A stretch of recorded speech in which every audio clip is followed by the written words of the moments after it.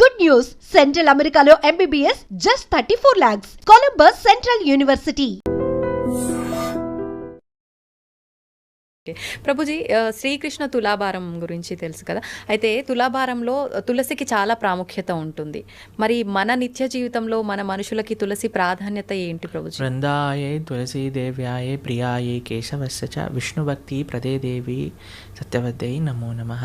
శ్రీకృష్ణ ప్రేయసి, శ్రీకృష్ణకి అత్యంత గొప్ప భక్తురాలు తులసి మహారాణి. మనము చాలా జాగ్రత్తగా తులసి మహారాణి యొక్క ఆరాధన చేయాలి. చాలామంది అనుకుంటారు స్త్రీలు ఒక్కలే ఆరాధన చేయాలి. కాదండి, ప్రతి ఒక్కళ్ళు, పురుషుడైనా స్త్రీ అయినా పిల్లవాడైనా పెద్దవాడైనా వృద్ధుడైనా అందరూ తులసి మహారాణికి ప్రదక్షిణ చేయాలి. 4 ప్రదక్షిణలు చేయాలి. నీళ్లు ప్రతిరోజు సమర్పణ చేయాలి. మా ఆలయాల్లో ప్రతిరోజు ప్రొద్దున సాయంత్రం తులసి ఆరాధన జరుగుతుంది.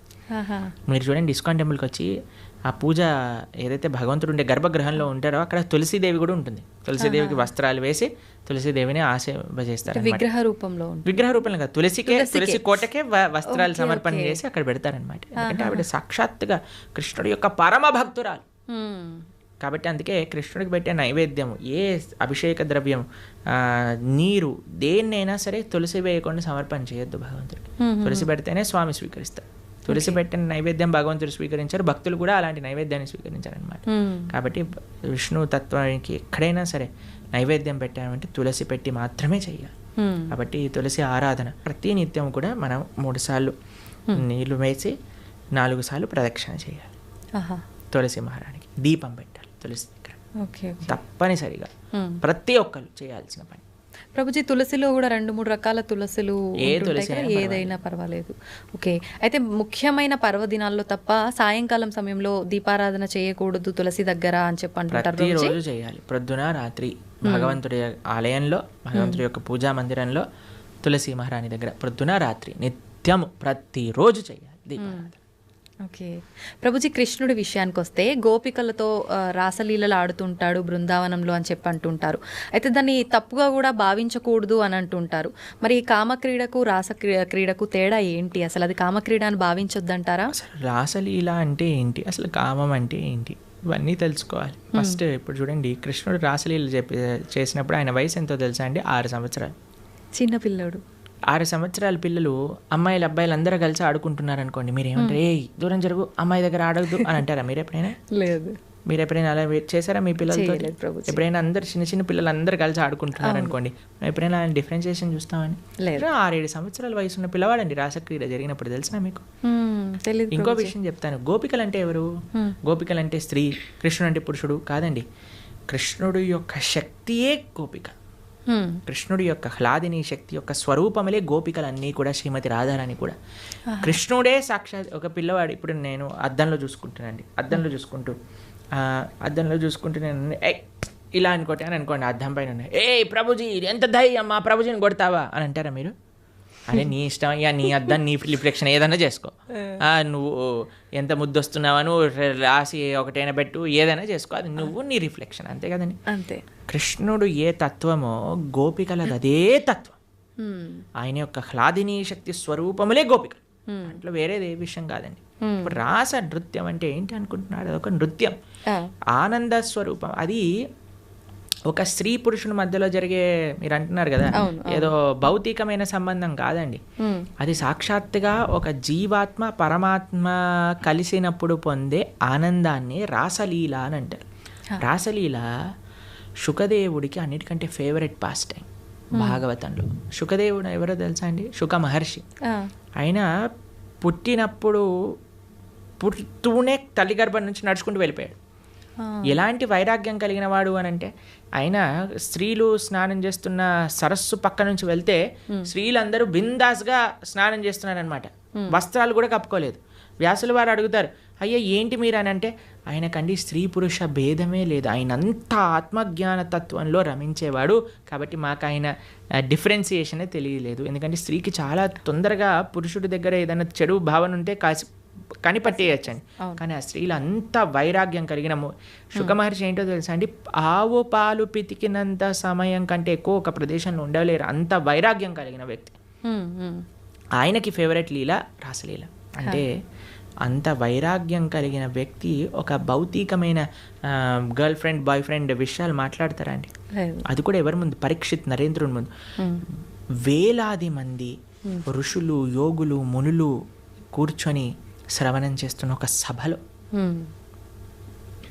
కాబట్టి మనం రాసలి భగవంతుడి యొక్క తత్వాన్ని కమెంట్ చేయటం కంటే ముందు అసలు ఏంటా ఆ తత్వము అని చదువుకోవాలి. అందుకే మీ అందరికీ నేను చెప్పేది ఏంటంటే భాగవతం వినండి, భాగవతం చదవండి. మన ఛానల్లో ప్రణవానంద దాస్ అనే ఛానల్లో 47 లెక్చర్లు శ్రీమద్ భాగవతం, కేవలం 47 గంటలు మీరు ఇస్తే కృష్ణుడి యొక్క పరిపూర్ణ తత్వం అనేది మనం అర్థమవుతుంది.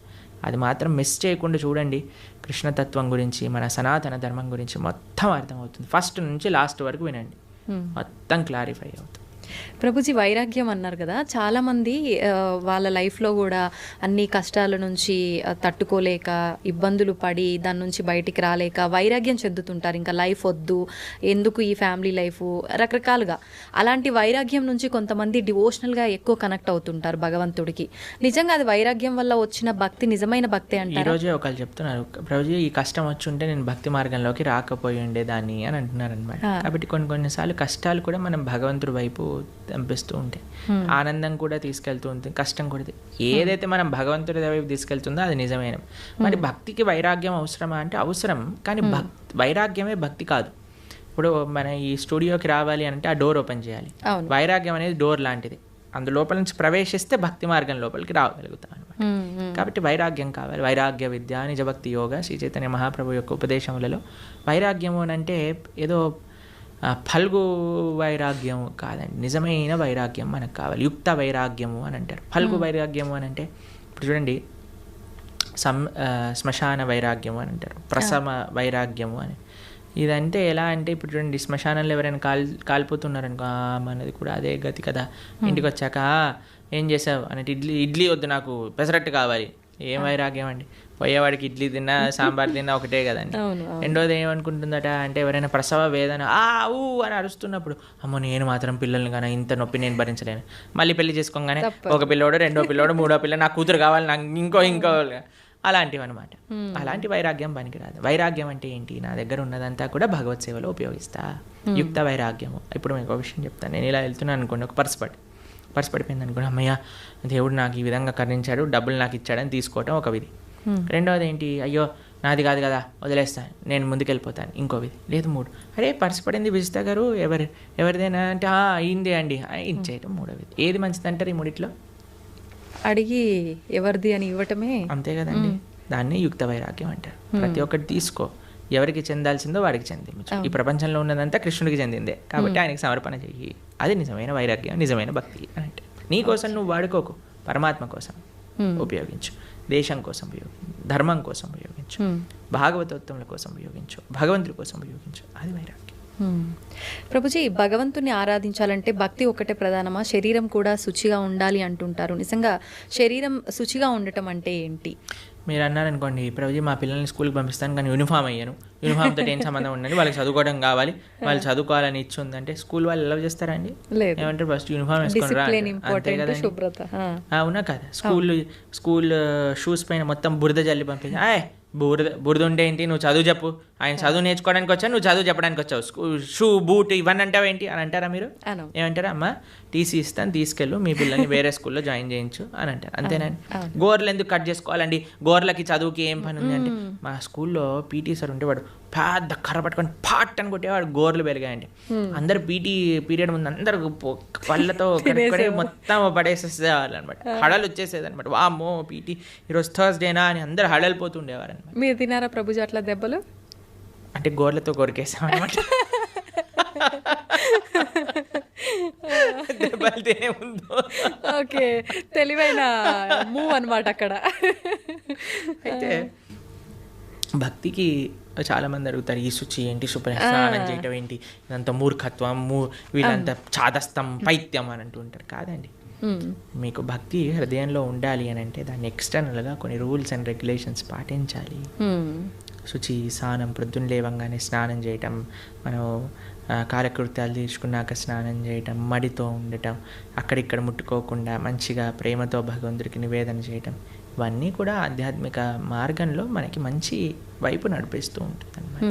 కాబట్టి శుచి శుభ్రత అనేది చాలా ఇంపార్టెంట్ అండి. ఇప్పుడు చూడండి, ఈ రూమ్ అంతా నీట్గా ఉంది కాబట్టి ప్రశాంతంగా మనం మాట్లాడుకోగలుగుతాం. కెమెరామ్యాన్లు వాళ్ళు పనిచేస్తున్నారు, మనం ఇక్కడ ఇంకా మొత్తం చిందర బిందర పేపర్లు ఇక్కడ పడిపోయి, ఆ లైట్లన్నీ కింద కూసిపోయి, ఆ మొత్తం గోలగోలు ఉందనుకోండి, మనకి చెప్పాలి, మాట్లాడాలి, ఫస్ట్ ఈ రూమ్ క్లీన్ చేయండి తర్వాత చేస్తామంట. అంతే కదండి. అంతే. ఏంటండి మేము ఇంటర్వ్యూ చేయడానికి వచ్చాం, ఇంటర్వ్యూ చేయండి ఇవన్నీ ఎందుకు అని అన్నారు అనుకోండి, బాగుంటుంది కదా అది.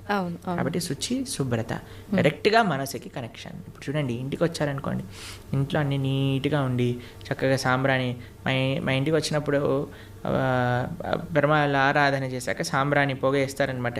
అప్పుడు ఆ ఆధ్యాత్మిక గుడికి వచ్చిన వాతావరణంలో లాగా ఉంటుందన్నమాట. అంతేగాని అన్ని చిందర బందర వేసి అందరు ఇలా పడిపోయి కూర్చున్నారు అనుకోండి, అప్పో ఎందుకు వచ్చాను రా బాబు, ఎక్కడికైనా వెళ్ళిపోతే బాగుండు అనిపిస్తుంది. కాబట్టి మనకి మనసుకి బాహ్యమైన శుచి శుభ్రత వీటికి కనెక్షన్ ఉంది. కాబట్టి దాన్ని జాగ్రత్తగా తెలుసుకొని మనం శుచి శుభ్రత పాటించాలి. మన ఛానల్లోనే సదాచారము అనే ఒక కోర్స్ మనం చేసాం అనమాట. ప్రణవానంద దాస్ ఛానల్లోనే సదాచారం గురించి చెప్పాం. అసలు వంట ఎలా చేయాలి, అసలు మనం శుభ్రత ఎలా మెయింటైన్ చేయాలి, స్నానం ఎలా చేయాలి, అన్ని విషయాలు అందులో ఉన్నాయి. 7 లెక్చర్లు ఉంటాయి, మొత్తం శుచి శుభ్రత గురించి తెలుసుకోవచ్చు అనమాట. అది కూడా వినండి, చాలా మంచి పనికొస్తుంది. ఓకే ప్రభుజీ, చాలా మంది కాదు, ప్రతి ఒక్కరు కూడా అసలు ఏది శాశ్వతం కాదు అని అందరూ చెప్తుంటారు. అయితే అది తెలిసి కూడా మనం అన్నిటిపైన వ్యామోహం పెంచుకోవడము, ఈ బంధాలు బంధుత్వాలు వీటన్నిటిపైనే ఫోకస్ చేస్తూ ఉంటాం. ఎంతసేపు కూడా లగ్జరీ లైఫ్కి అలవాటు పడిపోతుంటాము. అసలు ఏంటి, నేను ఎందుకు వచ్చాను, అసలు ఎందుకు జీవించున్నాను, నేను అసలు ఏం చెయ్యాలి అనేది ఎలా అర్థమవుతుంది? ఈ ప్రశ్నలకు సమాధానం. ఇప్పుడు 2 ఎక్స్ట్రీమ్స్లో ఉంటారండి. ఒకటి టూ అటాచ్డ్ లేదా టూ డిటాచ్డ్. భక్తి అలా కాదు. భక్తి అండర్స్టాండ్ యువర్ పొజిషన్. నువ్వు భగవంతుడి యొక్క దాసుడివి, ఇవన్నీ కూడా భగవంతుడు ఇచ్చినవి. కాబట్టి ఇప్పుడు చూడండి, మీకు ఇంతకుముందు చెప్పాను అనుకుంటా, మాకు ఏదన్నా వస్తువు కానీ ఏదన్నా మేము యూజ్ చేసాం ఉందనుకోండి, ఫస్ట్ దానిపైన ICO ప్రణవానంద దాస అని రాస్తాం మేము. ICO అంటే ఇన్ కేర్ ఆఫ్, అంటే ఇది నాది కాదు, నాకు కృష్ణుడు ఇచ్చింది, నేను దీని కేర్ టేకర్ని మాత్రమే. ఈ భావన ఉండాలి. నీ కొడుకు పైన, భార్య పైన, భర్త పైన, ఇల్లు పైన, గాడి పైన, చుట్టాల పైన, వస్తువుల పైన, అన్నిటికీ ఇదే భావన. ఇది పరమాత్మ భగవంతుడు నాకు ఇచ్చాడు, దీన్ని నేను జాగ్రత్తగా చూసుకుంటా. కానీ ఎవరిచ్చారు? భగవంతుడు. నా ప్రేమ భగవంతుడి పైన. భగవంతుడు ఇచ్చిన వస్తువు. ఇప్పుడు నేను మీకు ఒక గిఫ్ట్ ఇచ్చాను అనుకోండి, ఎంత బాగా పెట్టుకుంటారే, ప్రభుజీ ఇచ్చారు ఈ గిఫ్ట్ని, జాగ్రత్తగా పెట్టుకోవాలి అని అనిపిస్తుంది. ఎందుకు? గిఫ్ట్ పైన ప్రేమ లేదా ఒక వ్యక్తి పైన గౌరవమా? ఇప్పుడు మీకు చాలా ప్రేమతో మీ తమ్ముడు కానీ, అన్నయ్య కానీ, చెల్లి కానీ, అక్క కానీ ఒక గిఫ్ట్ ఇచ్చారనుకోండి, ఐఫోన్ ఇచ్చారు. ఐఫోన్ నాకు చాలా ఇష్టం. ఎందుకు నీకు ఐఫోన్ ఇష్టము అని అంటే, అయ్యో మా తమ్ముడు, అక్క, చెల్లి, అన్న ఎవరో ఒకరు నాకు ఈ గిఫ్ట్ ఇచ్చారు కాబట్టి. అన్నకి యాక్సిడెంట్ అయింది, పోతే పోనీ ఐఫోన్ ఉంది కదా, ఐఫోన్ చూసుకుంటాను అన్నారు అనుకోండి. అరే నీకు అన్న ముఖ్యమా, ఐఫోన్ ముఖ్యమా? నాకు ఐఫోన్ ముఖ్యం అని అంటే నిజంగా అన్న పైన ప్రేమ అండి? లేదు. అన్న పైన ప్రేమ మీకు ఆ ఫోన్ పైన రిఫ్లెక్ట్ అవుతుంది. అన్న ఇచ్చాడు కాబట్టి నాకు ఇది ప్రేమ అని అనిపిస్తుంది. అట్లనే భగవంతుడు అయిన ప్రేమ ఎప్పుడైతే ఉంటుందో అన్ని సంబంధాలు బాగుంటాయి. ఎందుకంటే వీళ్ళందరినీ కూడా భగవంతుడితో కనెక్షన్తో చూస్తాం కాబట్టి. ఎప్పుడైతే భగవంతుడిని తీసేస్తామో జీవితంలో మన స్వార్థం, ఆవిడ అనుకుంటుంది ఆవిడ స్వార్థం, నేను అనుకుంటాను నా స్వార్థం, పిల్లలు అనుకుంటారు నా స్వార్థం, తల్లిదండ్రులు అనుకుంటారు నా స్వార్థం, అత్తమామలు అనుకుంటారు వాళ్ళ స్వార్థం. కానీ ఎప్పుడైతే కుటుంబం మొత్తం కలిసి భగవంతుడిని ఆశ్రయిస్తుందో అప్పుడు అందరూ కృష్ణుడికి ఏది మంచిది, కృష్ణుడు నేను ఏం చేస్తే నాతో ఆనందంగా ఉంటాడు అని ఆలోచించి ఆ విధంగా చేస్తాను. ఇదే భక్తి అంటే. అందుకే నిజంగా చాలా మంచి విషయాలు తెలియజేశారు ప్రభుజీ. ఏంటి అసలు ఈ సమాజంలో మనం భక్తి మార్గం వైపు ఎలా వెళ్ళాలి, ఇలాంటి మంచి విషయాలు తెలియజేసినందుకు ధన్యవాదాలు ప్రభుజీ. హరే కృష్ణ. ధన్యవాదాలు మాతాజీ.